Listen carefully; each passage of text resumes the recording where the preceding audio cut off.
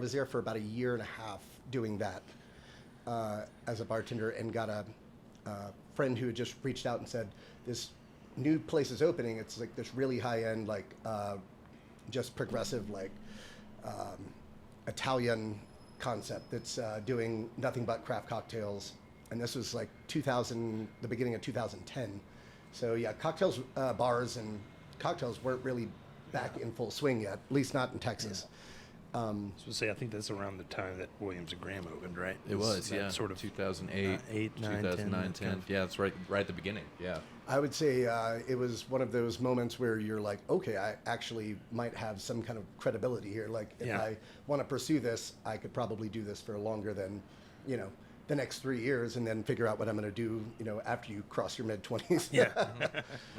So I got into there, and my bar manager basically kind of mentored me a little ways through it. She got me hooked up with like, oh, you need to here's a book.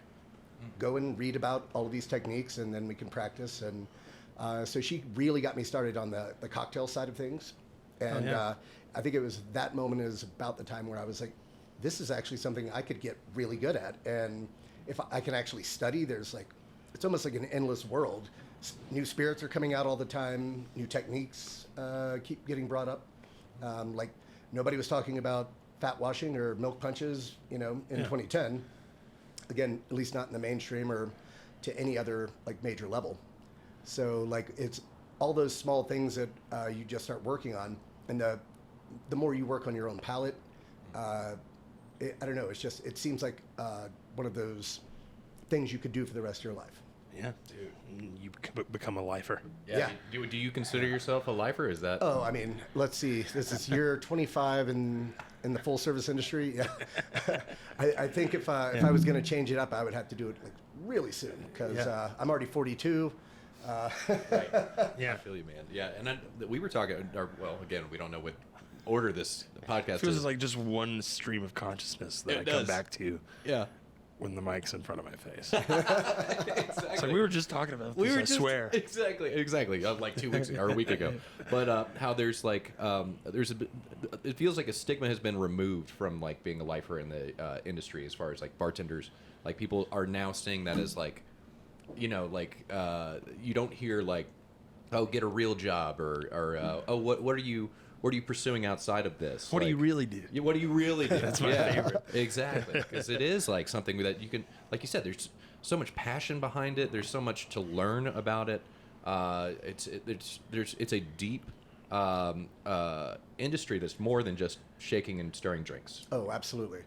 And in fact, early on in your like cocktail era, after about 2 years in, you're going to think you're just this really awesome, got all this talent. You're hungry, like you're like, fighting for a belt or something, you're in your brain, you're the best you've ever been, but not realizing how much you don't know until, you're around year 10. And then at that point, you've reached and you're like, all the stuff you still don't know, like, again, like, spirit knowledge and wine knowledge, and like in this industry you can go super deep on either side. Food knowledge, just if you want to like dig deeper in that. Service knowledge, if you're like looking into like sommelier kind of stuff or Cicerone stuff like in the beer world. All of that can still be incorporated into like your repertoire of like what kind of bars you work at or what kind of restaurant bars you work at. Yeah. I mean, I just love the way it applies to it's changing the standard, industry bars is what we're going for. And we're lucky that we're in this time frame where, your industry, but while there are still those divey beer and shot places, and I really hope we get to spend some time talking to some old ornery guy who could just open beers so fast you can't even, that's all I know. I'm thinking of Candlelight, actually. I don't know if you guys have, places with darts and one bathroom, sure. And that, like, as in a single stall for anyone, and it's mostly for people doing cocaine. That kind of dive place. But, the kind of standard of industry bars now is so, like, the same exact person you would find at, a nice steakhouse behind that bar with a lot of nice cocktails. It's just... they're not there. They're just in a bar that's open till 2. They don't have to maybe the closer didn't get there till 7 or 8, that sort of thing. Yeah. Same person, just different environment that's more casual, and it just elevates that just going out and having a drink after work, or the third place a regular. Okay. Hell yeah. That's aggressive. Yeah. Hell yeah, brother. Yeah, when that guy goes out to drink, he's still just getting a better experience. Yeah, no, we've talked about that, and Jason, we've talked about this too. Absolutely. Where like people are kind of over the pretension of like they'll still go to fancy cocktail bars, but they're a little over the pretension, and they do kind of expect nicer cocktails at like more laid back places now. I think that's kind of what the happy medium is, because I don't want to blame Anthony Bourdain, but like went really hard into like how like dudes that awesome have been in the industry forever and had been through the old ways, and he would like talk about that is his favorite thing, and it shed like a different light. It almost became like kind of a hipster revolution in the bar world, where everybody thought it was cool to go to dive bars, and I'm like, yeah, but like somewhere in the middle there, like it has its limits. Like you go there for the peace, and you go there for the easy, laid back, chill service, the no fucks given kind of mentality. But you can still have that and good drinks and better quality spirits. Everything doesn't have to come out of the plastic bottle in the well. Yeah.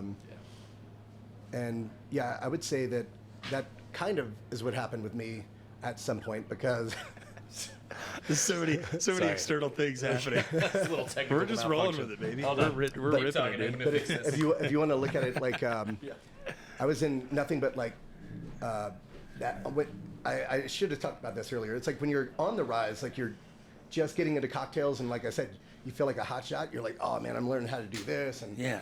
you start feeling really good about it. But you start, as you're progressing, you keep climbing, and in the industry as a whole, depending what city you're in, there's always like this weird like clout or like ego that's kind of being thrown around, like Oh, certainly. especially like if you're going to bartending competitions, you start seeing a lot of the same people, and it always just, I don't know, it felt like a big wiener swinging match, Yeah. no matter what, and eventually you just kind of start getting burnt out on all that. It's kind of hard to feel like you're just in this weird passive aggressive competition all the Yeah. time. Just like who's the coolest. It Yeah. doesn't even matter that everyone's just really good. I mean, obviously in a competition circuit, there's clear winners and people that win less. I guess that's the nice way to say it. Losers. Total losers.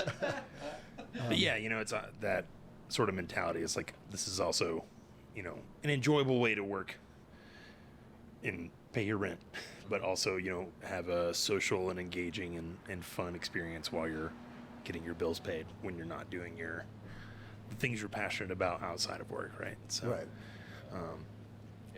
It's kind of easy too if you look at it, because as you spend more time in the industry and you realize where do you go when you get off of work, especially if you're coming from like high-end restaurant bars and Yeah. you're going to be off by like 11, Yeah. and you're in like your penguin suit, or like you said, your apron and your button-down shirt, and how much money you just walked out with, how much effort you put into everything you did that day, and then you're going in and hanging out with like your favorite bartenders who are at those divey kind of places, who just get to say whatever they want, do whatever they want, throw ice at people, tell people to sit the fuck down, get off that goddamn stove. And you're like, man, I wish I could do that. Yeah. But you're like, oh yeah, but I mean, all these nicer places, I'm obviously probably making more money. And then you stop and you think, wait, I tip these guys like $40 or $50 every time I come in. How many people? Oh shit. Am I really? So, Yeah. What's the quality of the clientele? So yeah, I guess you eventually go to more just industry-driven bars, and then you start realizing, wait, these people get to look like they want, talk like they want. They could have face tattoos; it really doesn't matter. Yeah. They could shave half their head and leave the other. Nobody Have a cares. mohawk.